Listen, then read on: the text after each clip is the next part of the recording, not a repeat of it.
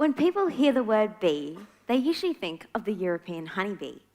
But did you know there are in fact 2,000 species of native bees to Australia?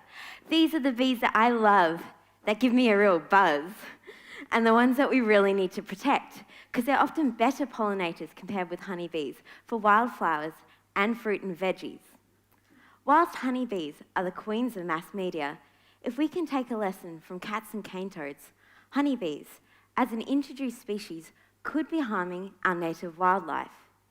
Both honeybees and native bees need flowers for food, and if there's not enough to go around, honeybees could outcompete native bees, causing them to starve. They could do this through physical competition, and if there was a fight-off, we can expect that honeybees would win. Many of our native bees are much smaller than honeybees, some less than 3 millimeters long.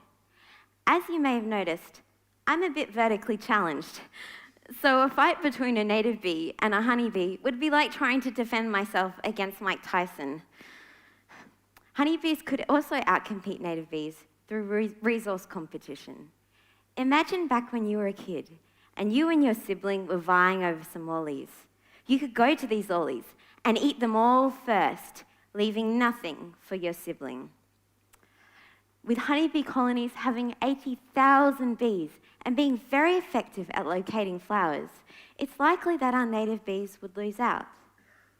Now, despite these predictions, whether honeybees do outcompete native bees is a point of ongoing controversy.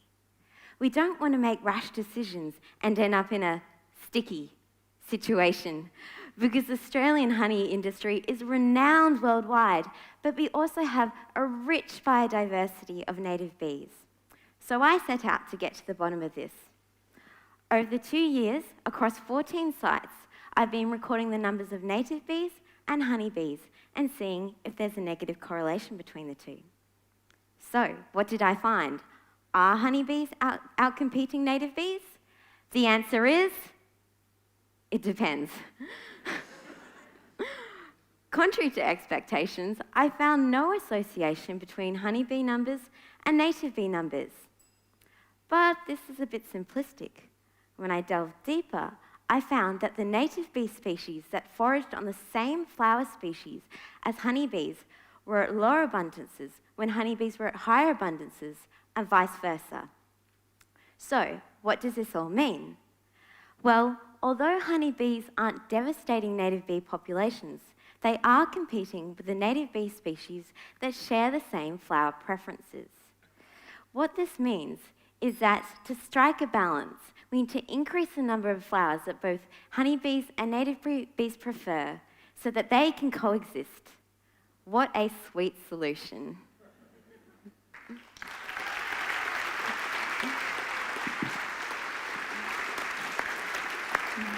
Go for it. Thank you. You have a live audience and you also have thousands of people watching this online. What can we do? How do we find the information to find out what kind of plants we should be planting in our local area that might support the native bee, and what else can we do to help those populations individually in our backyards? Thank you so much for asking me this question on live stream and to this audience. It's given me the opportunity to tell everyone how to help our native bees. So many of our native bees are quite different in their foraging preferences from honeybees in that they're quite specialised. And so they've co-evolved with our native flora in Australia. So we really need to emphasise planting native flowers and retaining bushland remnants because those are the key habitats for our native bees. We can find out information on how to help native bees and the flowers that they need, and sorry about the self-promotion, but I have a Facebook group called Bees in the Burbs in a biodiversity hotspot, and it's got information there. I've made up a little one-page PDF with the flowers that the native bees need. I also have a book on native bees, the flowers that they need, and also bee hotels, which is something that you can make for the native bees to nest in, because native bees, they don't live in colonies, in hives like honeybees. Bees in the burbs. Yes. Okay, so that was the bees in burbs. Bees and the birds. birds in a biodiversity hotspot. All right. Everyone, get onto Facebook and follow that group. Thank you so much, Kit. Thank you.